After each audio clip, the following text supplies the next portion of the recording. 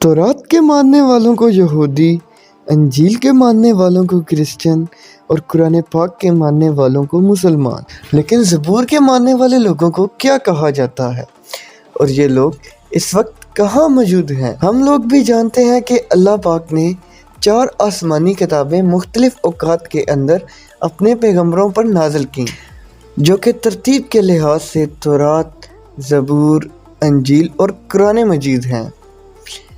लेकिन इस्लामी तारीख़ के अंदर आपको कहीं भी ज़बूर का ज़िक्र, इसकी तारीख़ या इसकी तफसीलात नहीं मिलेंगी। पर ऐसा क्यों है?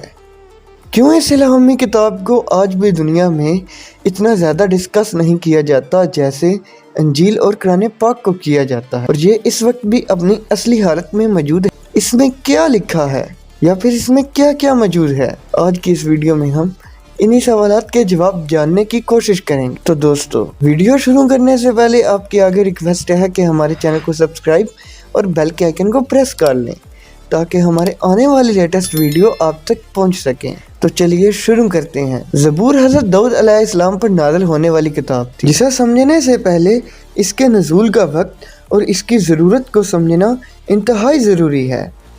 इन्होंने मिस्र की 400 साल की गुलामी में रहते हुए बनी इसराइल कौम को आज़ाद करवाने के लिए अल्लाह पाक ने इनके अंदर पैगंबर और रसूल हज़रत मूसा अलैहिस्सलाम को नाज़िल किया, जिन पर तौरात यानी पहली मुकम्मल आसमानी किताब को नाज़िल किया गया। हज़रत मूसा अलैहिस्सलाम बनी इसराइल कौम को मिस्र से निकालकर एक बहुत बड़े सराय सीना पार कराते हुए फ़लस्तीन ले गए, जिसकी तफसीलात कुरान मजीद के अंदर मौजूद हैं। इस तरह सीना के रास्ते के अंदर कोई तूर पर तौरात नाज़िल किया गया। 10 लाख के करीब बनी इसराइल की आबादी को मोनोसलवा खाने को मिला। 1500 साल पहले का इस वक्त फ़लस्तीन के अंदर मुशरिकीन की हुकूमत थी। हज़रत समीर अलैहिस्सलाम, जो कि अल्लाह के नबी और पहले ज़ाइली बादशाह थे, इन्होंने काफ़ी अरसे तक बनी इसराइल पर हुकूमत की और जब वो बूढ़े हो गए तो इन्होंने अल्लाह के हुक्म से तालूत को इनका बादशाह मुकर्रर किया। और इस वाक़या का जिक्र कुरान करीम के पारा नंबर 2 में सूरत बकरा की आयत 245 से 252 के अंदर मिलता है। हज़रत लूत अलैहिस्सलाम ने 14 कबल मसीह से 1000 बले मसीह तक हुक्मरानी की। इसी वक्त के अंदर फ़लस्तीन से फैसला कुन जंग हुई। बनी इसराइल इस वक्त बहुत ही माली और असरी तौर पर कमज़ोर थी और अपनी ताकत के नशे के अंदर फ़लस्तीनी फ़ौज ने यह ऐलान किया कि हमारे सबसे ताकतवर सिपाही जालवत को तुम में से कोई शख्स हरा दे तो वो अगला बादशाह हो। इसी दौरान दाऊद अलैहिस्सलाम, जो इस वक्त बकरियां चुराते थे, और वो सामने आते हैं और एक ही वार में उसे मार देते हैं और वादे के मुताबिक अब फ़लस्तीन बनी इसराइल के हवाले हो जाता है। फ़लस्तीनी फ़ौज से ताबूत सकीना भी वापस ले लिया गया, जिसके अंदर हज़रत मूसा अलैहिस्सलाम और हज़रत हारून अलैहिस्सलाम के तबरकात थे। हज़रत लूत की वफ़ात के बाद हज़रत दाऊद अलैहिस्सलाम बनी इसराइल के बादशाह बने और फिर बैतुल मुक़द्दिस के अंदर अपना दारुल हुकूमत कायम, जिसका नाम हेब्रोन है। तक बनी इसराइल के अंदर शरीयत का कानून तौरात ही था और हज़रत दाऊद अलैहिस्सलाम ने पहली बार यहूदी कौम के लिए बाकायदा तौर पर एक इबादत गाह कायम करने की शुरुआत की। इससे पहले यहूदियों के अंदर बाकायदा तौर पर किसी इबादत गाह का तस्वर मौजूद नहीं था। यहाँ पर ताबूत सकीना को भी ला कर रखा गया और ये दाऊद अलैहिस्सलाम की ज़िंदगी के अंदर तामीर नहीं हो सका, बल्कि आपके बेटे और अगले पैगम्बर हज़रत सुलेमान ने इसे तामीर किया, जिसके नाम की मुनासबत से इसे हकीकी सुलेमानी भी कहते हैं। अब चूँकि बनी इसराइल कौम के पास कोई भी किताब नहीं थी और इबादत का तस्वर भी नहीं था, हज़रत ऊग अलैहिस्सलाम की ज़िंदगी में पर ज़बूर नाज़िल हुई, जिसका लफ्ज़ी मैंने टुकड़े आब है। यहाँ पे समझने की बात यह है कि ज़बूर कोई शरीयत की किताब नहीं, बल्कि अल्लाह की तारीफ़ और हम्दो सना से भरी हुई है। क्योंकि ज़बूर किताब अल्लाह की तारीफ़ और उसकी बड़ाई और इसकी हम्दो सना से भरी हुई है।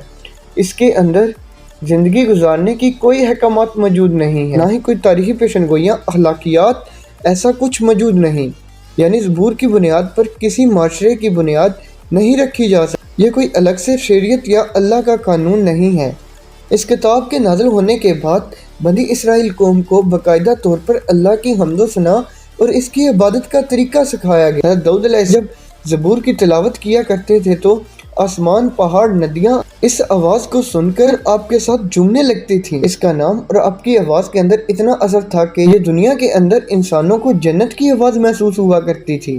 حضرت داؤد علیہ السلام کی وفات کے بعد آواز تو باقی نہ رہی۔ اب یہ کلام بنی اسرائیل قوم حقیقی سلیمانی کے اندر خدا کی بڑائی اور اس کی عبادت کو بیان کرنے کے لیے پہلے بھی پڑھا کرتی تھی اور آج بھی پڑھتی ہے، جو کہ ظاہر ہے کہ ہزاروں سال سے ایک جنریشن سے دوسری جنریشن تک پاس ہوتے ہوئے اپنی اصلی حالت کے اندر آج نہ تو مکمل طور پر محفوظ ہے اور نہ ہی اس کے اندر مکمل طور پر وہ چیزیں موجود ہیں جو کہ انجیل کے تمام نسخوں، رسولوں کے اعمال، حواریوں، وطود اور مکاشفہ جس کے اندر شامل ہیں۔ اس کو عہد نامہ جدید یا نیو ٹیسٹمنٹ کہا جاتا ہے۔ زبور کو شریعت کے طور پر ماننے والا کوئی بھی شخص دنیا میں موجود نہیں، اور اس کا ذکر آسمانی کتاب کے طور پر ملتا ہے جو کہ کسی ایک فرقے کا قانون ہو، کیونکہ اللہ کی تعریف اور اس کی حمد و ثنا تو دنیا کا ہر ایک مذہب اور اس کا ہر ایک فرقہ کرتا ہے۔ یہ سب کی کامن زبان ہے جس پر کسی کو اعتراض نہیں۔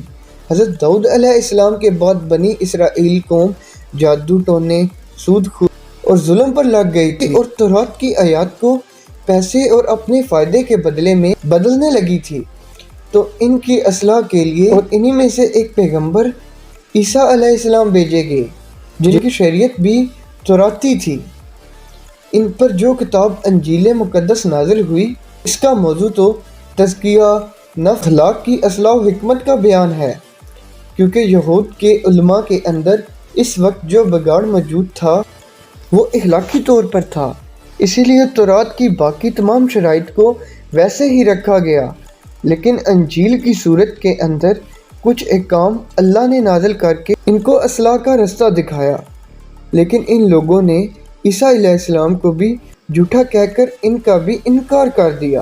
حضرت عیسیٰ علیہ السلام کی آمد آج سے تقریباً 2000 سال پہلے ہوئی تھی، اور اس کے بعد نبوت بنی اسرائیل کے اندر ختم ہو گئی، اور وہاں سے نبوت حضرت اسرائیل علیہ السلام کے اندر منتقل ہوئی۔ یہی وجہ ہے کہ یہودی اللہ کے رسول حضرت محمد صلی اللہ علیہ وآلہ وسلم اور دین اسلام کے شدید مخالف ہیں، کیونکہ حضرت محمد صلی اللہ علیہ وآلہ وسلم پر بھی اور اللہ کے فیصلے پر بھی اعتراض ہے۔ اللہ تعالی ہمیں سمجھنے کی اور نیک اعمال کرنے کی توفیق عطا فرمائے، آمین۔